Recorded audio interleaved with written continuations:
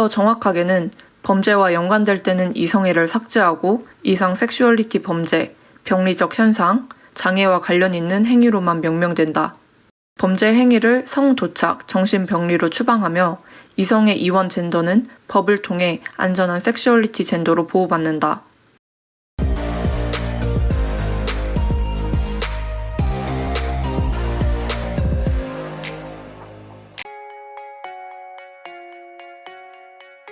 오늘 소개할 책은 권 김현영, 루인, 류진희, 정희진, 한채윤 5분의 글이 엮인 양성평등에 반대한다입니다.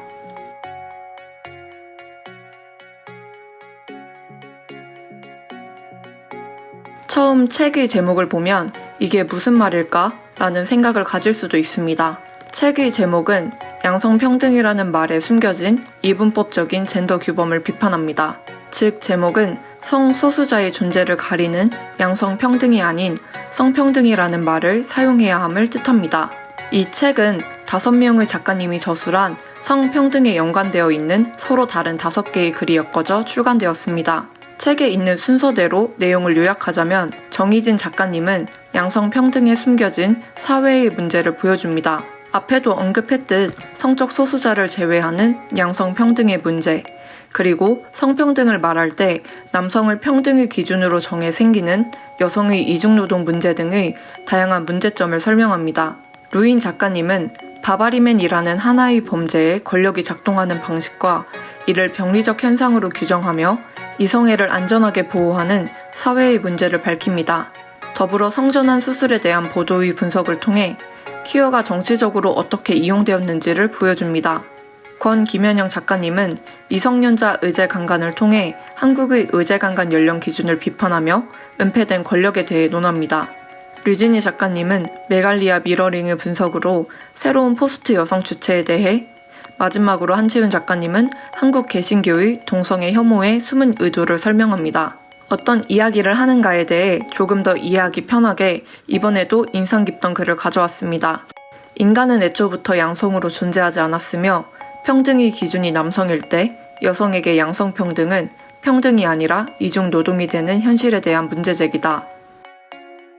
이처럼 언어의 지위는 언어가 만들어진 역사적 맥락에 따라 달라진다. 언어가 정해지면 자신과 외부의 차이는 자연스러운 것이 된다. 다시 말해 이분법은 무엇인가를 자연스러운 것으로 인식하게 만드는 인식의 절차이자 과정이다.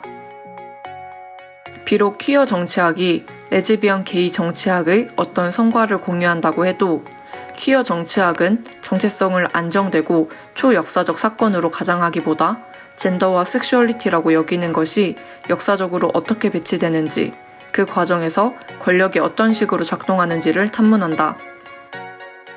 더 정확하게는 범죄와 연관될 때는 이성애를 삭제하고 이상 섹슈얼리티 범죄, 병리적 현상, 장애와 관련 있는 행위로만 명명된다. 범죄 행위를 성도착, 정신병리로 추방하며 이성애 이원 젠더는 법을 통해 안전한 섹슈얼리티 젠더로 보호받는다.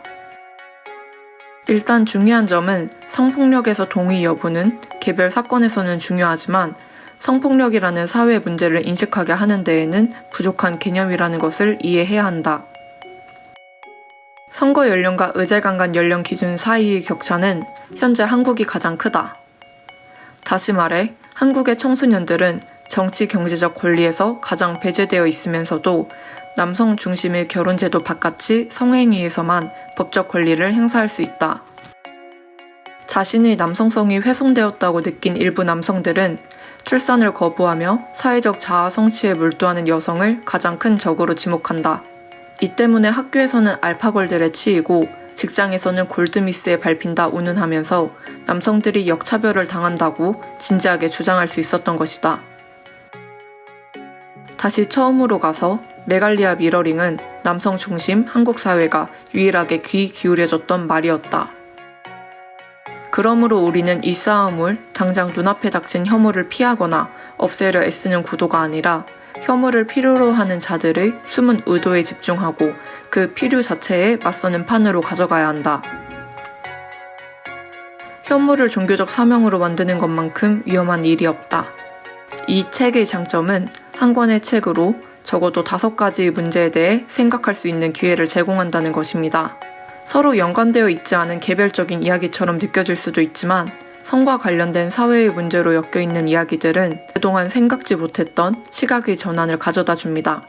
양성평등이라는 단어에 숨겨져 있던 이분법적 젠더 규범에 대한 비판, 그리고 한국이 이성애를 보호하는 법과 그 안에 숨겨진 의도와 권력에 대해 알고 싶은 분들께 추천하는 책, 양성평등에 반대한다였습니다.